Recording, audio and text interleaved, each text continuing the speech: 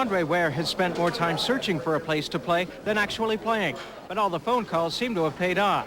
Ware has signed on with Toronto, his 6th pro team in 8 years. After being in some situations that weren't as positive, you kind of welcome it, and it was basically the only place for me.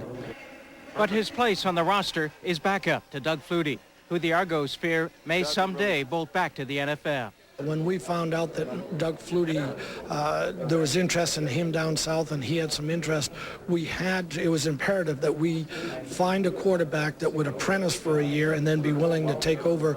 Andre Ware has accepted that job. Andre Ware of the University of Houston. A role he's learned to accept despite winning the Heisman, despite shots with 3 NFL teams, most notably Detroit, the team that drafted him and where he played sparingly over 4 seasons.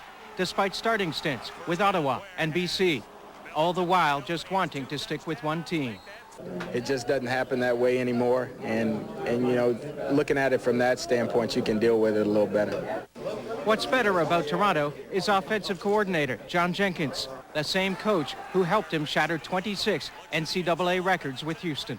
He's got great maneuverability, scrambling ability, and certainly intelligence in reading defenses and passing the football. So I think it's a great fit for us here at Toronto, that's for sure. Well, I think Jenks knows exactly what it takes to get the best out of me as a player, and I have a great deal of respect for his knowledge of the game. So know any Heisman Trophy winners? Have them call the Argonauts. They may still have a spot on the practice roster. Thanks, guys. Rob Sinclair for Sportsline.